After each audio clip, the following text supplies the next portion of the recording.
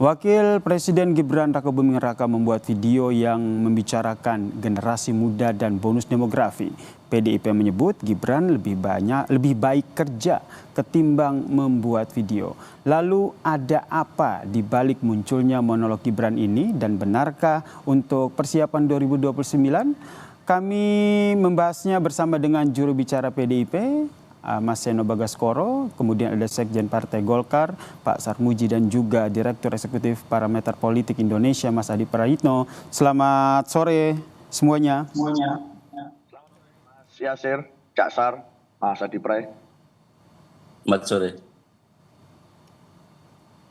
Baik, saya ke Mas Seno dulu nih. Mas Seno, ini kenapa akhirnya PDIP sampai menyampaikan pernyataan sampai meminta Wakil Presiden Gibran Rakabuming Rakanya lebih baik kerja dulu ketimbang bikin video?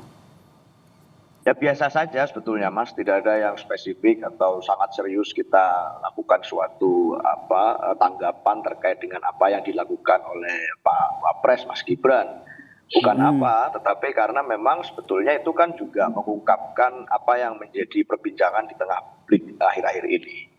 Betapa tidak misalnya di dalam kasus video Mas Gibran itu kan banyak sekali pembicaraan dari kawan-kawan yang juga mengkritisi dan mempertanyakan motifnya kenapa kok tiba-tiba. Nggak ada di antara kita yang menyalahkan pada saat seorang pejabat publik membicarakan pemikirannya, menyampaikan pikirannya, membuat video, statement, ucapan, dan sebagainya. Nggak ada siapapun yang menyalahkan itu. Tetapi menjadi aneh tanda tanya gitu ya, konteksnya apa, seperti apa.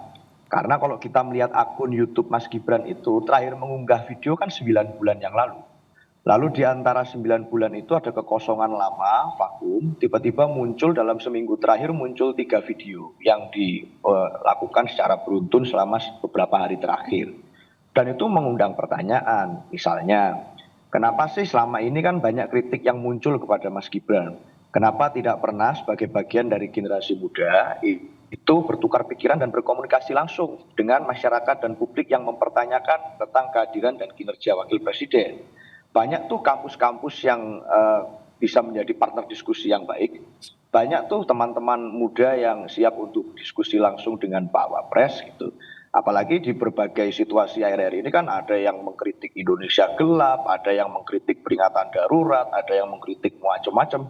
Diskursus di tengah publik itu banyak sekali. Lalu kenapa pada saat interval waktu itu tidak ada sama sekali keterangan dari Wapres, tidak ada komunikasi dua arah yang terjadi, lalu tiba-tiba muncul video itu. Apalagi video yang terakhir ada yang merekam di media sosial menyampaikan misalnya loh ini kok like-nya tiba-tiba banyak sekali mendahului view-nya gitu. Nah, jadi ada berbagai hal yang menjadi titik sasaran perbincangan di tengah publik, diskursus di tengah masyarakat. Sehingga kalau kami merespon itu, misalnya ada Bang Deddy Sitorus merespon itu sebetulnya adalah bagian dari ya kita mengetahui apa yang terjadi di tengah publik dan mengamplifikasi itu. Karena sebagai seorang pengambil kebijakan tentu bukan hanya dalam konteks membentuk opini atau memanufaktur citra, tetapi memang tugasnya ganda dan multiple, termasuk merancang kebijakan dan lain sebagainya. Kalau bicara tentang AI, bagaimana misalnya strategi kita dalam merancang AI yang baik ke depan? Bicara tentang hilirisasi, bagaimana bisa memastikan konsep meritokrasi di Indonesia bebas dari nepotisme dan lain sebagainya. Itu konsepnya dari tataran policy, bukan hanya dalam pembentukan opini. Beda sekali dengan misalnya di legislatif. Itu Mas kalau kami. Oke, saya langsung ke Pak Sarmuji nih. Jadi sebenarnya yang ingin disampaikan oleh Gibran Rakabuming Raka ini apa? Ya, pertama secara substansi memang apa yang ingin disampaikan Mas Gibran itu sesuatu yang sangat penting ya. Misalkan tentang bonus demografi. Bonus demografi itu kalau kita salah mengelola itu batal menjadi bonus, bisa menjadi beban, bahkan bisa menjadi bencana demografi. Karena itu apa yang dilakukan oleh Mas Gibran sebagai Wapres, menurut saya usaha untuk memantik kesadaran kolektif masyarakat agar memperhatikan hal yang penting. Memang ini pernah beberapa kali disampaikan oleh para menteri dulu zaman Pak Jokowi. Tetapi isu ini sempat hilang dari peredaran. Karena sangat penting jangan sampai justru isu ini hilang dari peredaran, tidak mendapatkan perhatian serius kita hanya berkutat pada hal-hal yang rutin. Sementara di hadapan kita tersaji tantangan yang sangat besar, yaitu tentang bonus demografi, komposisi demografi kita itu usia produktifnya sangat besar pada tahun 2020, mulai 2025 ini sampai 2040-an. Kalau ini tidak terkelola dengan baik, tentu saja yang rugi adalah bangsa Indonesia. Kalau ini tidak mendapatkan perhatian, tentu yang rugi adalah seluruh rakyat Indonesia. Karena itu bagus saja Mas Gibran sebagai Wapres kemudian memantik kesadaran kolektif kita bersama untuk melihat bahwa ini ada tantangan besar, ada problem besar yang harus kita atasi sama-sama. Berarti nggak tiba-tiba begitu ya Pak Sarmuji, seperti yang tadi disampaikan oleh Pak Seno, ini udah 9 bulan kemudian baru nih posting lagi, makanya ditanyakan kok ada apa ini? Kalau urusan postingnya baru sekarang mungkin karena kesibukan nggak sempat posting, ya wajar saja. Saya sendiri punya akun YouTube juga lama sekali nggak saya isi, nunggu Pak Mas Adi Prayitno barangkali ada komentar nanti saya tampilkan di situ. Ini kan momentum saja. Jadi mumpung juga isu ini sudah lama hilang dari peredaran, kalau dipantik sekarang, disosialisasikan sekarang, dikomunikasikan sekarang, ada bagusnya, jangan sampai isu itu hilang. Oke, saya ke Mas Adi. Mas Adi melihatnya seperti apa ini? Ya saya kira dua hal, ada yang politik dan ada yang substantif. Kan memang dari dulu banyak sekali pihak-pihak yang sebenarnya berharap bahwa Wakil Presiden Republik Indonesia Gibran itu kan juga mampu menyampaikan narasi dan gagasan-gagasan besarnya terkait dengan situasi politik kebangsaan. Baik secara interaktif, mutual understanding, ataupun misalnya disampaikan secara terbuka melalui statement-statement yang sifatnya monolog. Karena memang dulu ada semacam dugaan bahwa Wapres kita, Gibran itu kan tidak bisa bicara, ataupun bicaranya itu tidak sepasih misalnya mantan-mantan para aktivis. Jadi wajar kalau kemudian di tengah tuntutan itu tiba-tiba muncul video monolog dan menyampaikan sebuah gagasan, salah satunya soal bonus demografi, muncullah perdebatan yang cukup panjang. Di berbagai kesempatan saya selalu mengatakan memang tidak mudah jadi Gibran itu, ngomong salah, tidak ngomong pun juga salah. Artinya apa? Memang sejak awal kehadiran Gibran dalam kompetisi politik di 2024 memang menimbulkan kontroversi yang cukup panjang, dimulai dari misalnya konflik politik dengan PDIP, termasuk juga terkait dengan putusan Mahkamah Konstitusi, soal syarat umur presiden dan wakil presiden. Jadi praktis setelah menang Pilpres berpasangan dengan Prabowo Subianto, hal-hal yang terkait dengan Gibran itu selalu memancing polemik dan kontroversi yang tidak berkesudahan. Itu di satu Mas, di situ. Nah yang kedua memang harus diakui secara politik itu kalau kita mau jujur, ini kan juga bagian dari upaya untuk meningkatkan engagement, bagaimana publik semakin terkonfirmasi bahwa Gibran itu adalah wakil presiden yang memang perlu juga diperhitungkan terkait dengan jalan panjang menuju 2029. Karena kalau kita melihat elit-elit partai, orang-orang penting di negara kita, itu kalau melihat gestur dan narasi-narasi politiknya, itu sepertinya memang sebagai upaya untuk menyusun kekuatan politik menuju pertandingan di 2029, entah sebagai calon presiden ataupun sebagai calon wakil presiden. Wajar kalau kemudian ketika video-video monolog yang disampaikan oleh Gibran, itu juga bagian upaya bagaimana publik melihat Gibran ini sedang membangun satu spotlight, selalu membangun diskursus, supaya Gibran itu dikait-kaitkan dengan soal kemungkinannya untuk bisa bertanding nantinya di 2029. Ini adalah dua hal yang menurut saya selalu diperbincangkan, diperhitungkan, dan sampai hari ini itu terus menjadi bergunjingan. Hal-hal yang semacam ini menurut saya wajar kalau ditafsirkan secara politik. Tapi ala kulli hal Mas Yasir, bahwa secara prinsip Gibran itu adalah orang penting, orang nomor 2 di negara kita. Apa yang diomongkan mesti itu direalisasikan. Apa yang disampaikan itu harus diwujudkan. Kan percuma ngomong tentang bonus demografi, percuma bicara tentang hilirisasi, percuma bicara tentang timnas, bahwa segala sesuatu yang diomongkan kalau tidak menjadi kenyataan, ya ini hanya sebatas diskursus yang kemudian sebenarnya bisa dilakukan oleh siapapun. Yang jadi Mas menjadi Adi, nilai pembeda dari wakil presiden itu setiap omongannya wajib hukumnya dilaksanakan. Bicara tentang bonus demografi, kalau mau jujur, yang susah mendapatkan pekerjaan dan pendidikan per hari ini adalah mereka yang calon-calon bonus demografi ini, Mas. Nah, apa kira-kira kebijakan yang bisa dibuat supaya usia produktif itu tidak hampa dan tidak sulit hidupnya untuk menghadapi persoalan-persoalan di masa yang akan datang?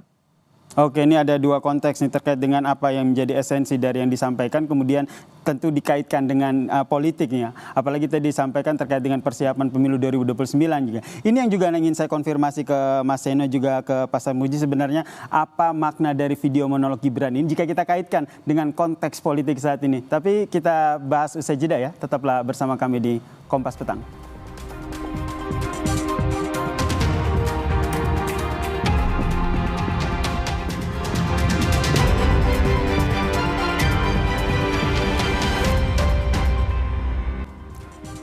Kita masih membahas soal Gibran, Wakil Presiden Gibran Rakebuming Raka membuat video monolog dan juga akhirnya ditanggapi oleh PDIP dengan menyatakan bahwa harus mengkritisi soal kinerjanya. Masih bergabung bersama kami ini juru bicara PDIP Seno Bagaskoro dan juga ada Sekjen Partai Golkar Mas Sarmuji dan juga Mas Adi Prayitno. Saya ke Mas Seno. Mas Seno, tadi sempat disinggung oleh Mas Adi ada dua konteks gitu, salah satunya adalah politik. Mas Adi, dari PDIP sendiri melihatnya seperti apa? Apakah ada kaitannya dengan persiapan Pilpres mendatang?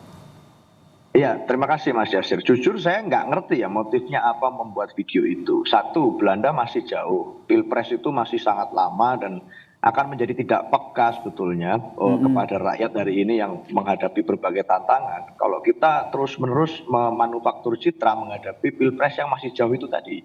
Sehingga tentu saja kalau bicara urgensi untuk Pilpres itu masih panjang sekali apapun. Dan masa iya sih kalau sekarang ini harusnya kan pasangan presiden dan wapres itu kan duit tunggal. Masa iya sih sudah mikir track masing-masing, saya rasa kan harusnya fokus di kinerja. Jadi kalau saya melihatnya Mas Gibran ini kan sudah, sebenarnya kalau bicara populer, bicara keterkenalan itu kan sudah tinggi sekali. Sudah jadi wapres, sudah dilantik, sudah mulai berapa bulan menjadi wapres, berperan jadi wapres. Masa sih masih harus mencari popularitas dari video seperti itu misalnya. Kan tarafnya sudah berbeda. Tarafnya Mas Gibran harusnya sudah dalam konteks policy. Bicara bonus demografi ada tantangan AI, gimana tuh industri dalam negeri bisa menghadapi AI. Bicara olahraga gimana tuh membangun ekosistem liga yang baik misalnya di dalam negeri atau lainnya. Nah, konsepnya sudah policy gitu. Tapi kalau konsepnya dalam konteks diskursus, dialektika, kenapa harus monolog gitu? Kenapa nggak dialog aja sih misalnya dengan teman sehingga akhirnya kampus. PDIP menyinggung soal kinerja dari Wakil Presiden Gibran Rakebuming Raka ya. Oke, saya langsung ke Mas Sarmuji, Marsiji. Gimana menanggapi hal ini? Ya, justru apa yang dilakukan oleh Mas Gibran sebagai Wapres itu sebenarnya untuk menunjang kinerja Presiden dan Wakil Presiden saat ini. Saya setuju dengan Mas Seno, kalau dikaitkan dengan Pilpres itu masih jauh. Dan saat ini kita baru saja berhenti dari perhelatan politik, kontestasi politik, itu sudah menguras energi kita.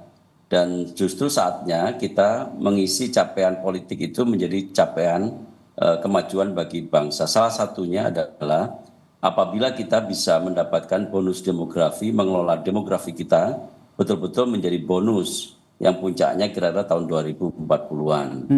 Jadi kalau dikaitkan dengan politik dalam pengertian kontestasi 2029, saya setuju ini terlalu jauh. Saya lebih setuju ini untuk mengisi kinerja Presiden dan Wakil Presiden.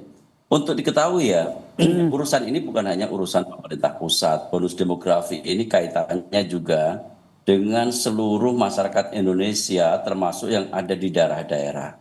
Jadi kalau wakil presiden atau presiden memantik kesadaran kolektif kita, itu bukan hanya tataran elit politik yang ada di Jakarta, tetapi penting juga untuk diketahui oleh masyarakat daerah termasuk pemimpin-pemimpin daerah kita. Berarti terlalu jauh ya kalau kita kaitkan dengan Pilpres 2029, karena fokus saat ini adalah bagaimana kinerja dari Wakil Presiden Gibran Rakebuming Raka. Mas Adi?